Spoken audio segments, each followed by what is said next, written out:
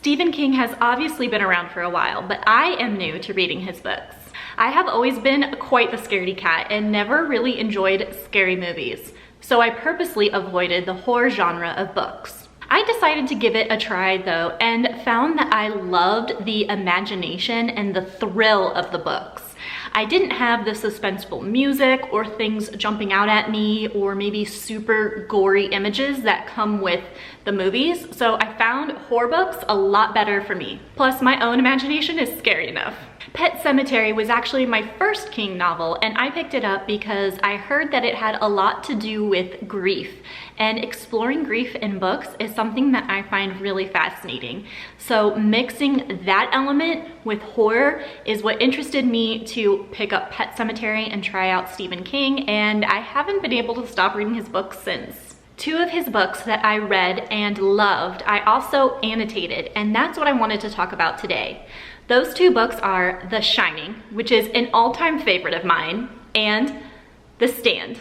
Before I get going though, please be sure that you are subscribed to my channel and like this video if you like to annotate your books when you read. First, let's talk about The Shining because it is my favorite King novel and probably one of my top 5 favorite books of all time. The first time I read it, I was blown away, and so I knew that I wanted to reread it and then annotate things that stood out to me. This is about Danny Torrance. He is 5 years old and he is going with his parents to go stay at the Overlook Hotel. His father is going to take care of it during the winter. It is closed during the winter because it is high in the mountains, very snowy, so they don't have any guests. It's a seasonal hotel. So they're taking care of it over the winter. But the Overlook Hotel turns out to be its own character because it is so haunted. I literally had to read this book with my back against the wall because I kept looking over my shoulder because I thought I saw something or heard something. I was that scared reading this book. You can tell there are a lot of tabs and a lot of different colors, so let me tell you what they all represent. The first color that I tabbed was green, and that was for the setting description. So this is just your basic describing the grounds of the hotel. Particularly, I tabbed a lot when we were talking about the garden and the hedge animals outside. The descriptions of those were really creepy. The description of the rooms that Danny went through, the hallways, those are the things that I tabbed with green. Possibly similar to the setting, but quite different in my eyes, was the ambiance and the tone of the Overlook Hotel. Those items I tagged in purple.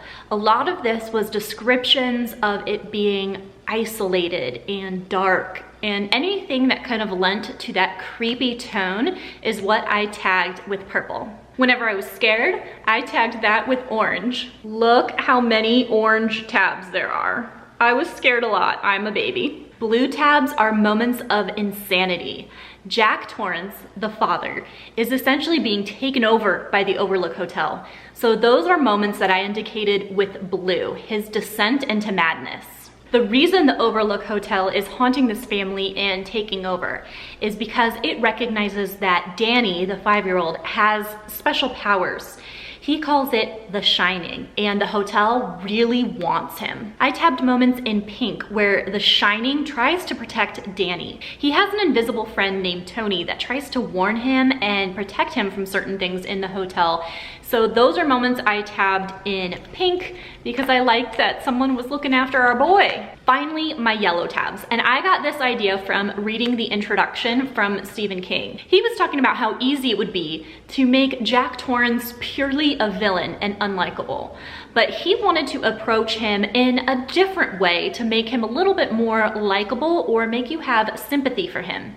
In a nutshell, Stephen King wanted Jack Torrance to be a lot more complex.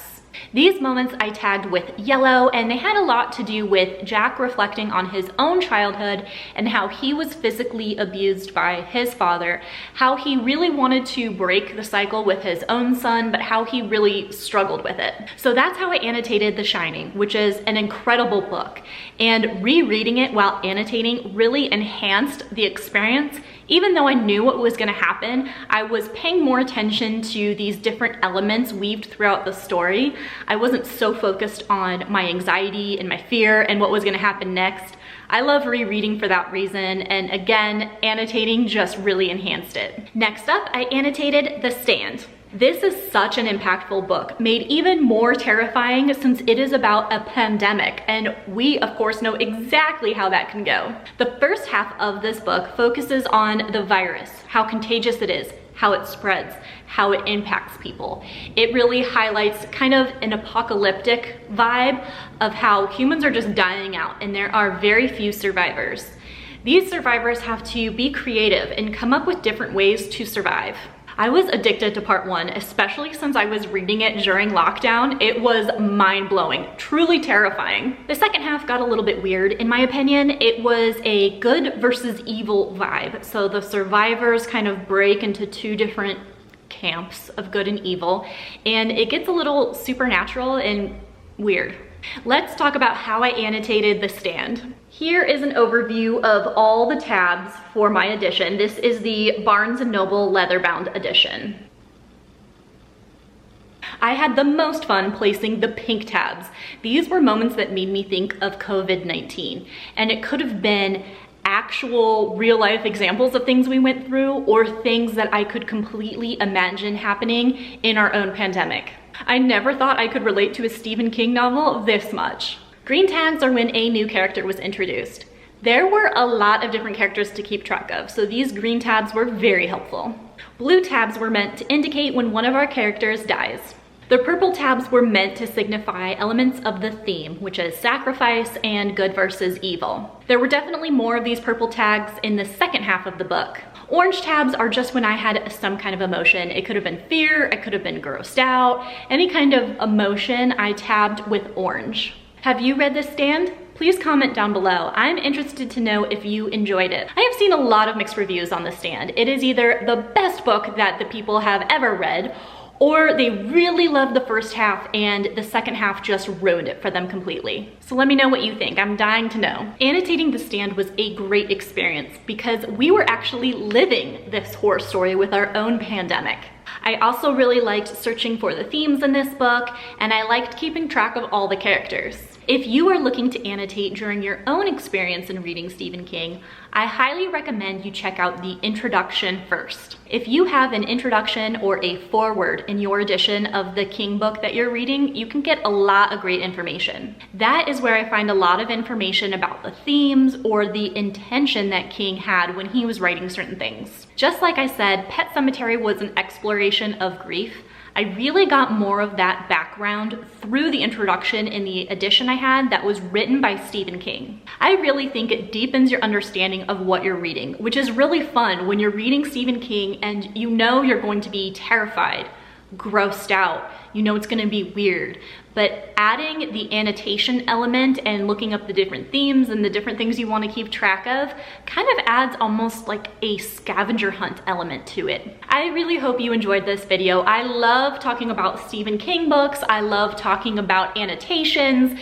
So please comment down below if you've read these, if you would annotate different things than what I mentioned. Maybe I'll do another reread and add another color in there. Thank you so much for watching this video, and I will see you next time.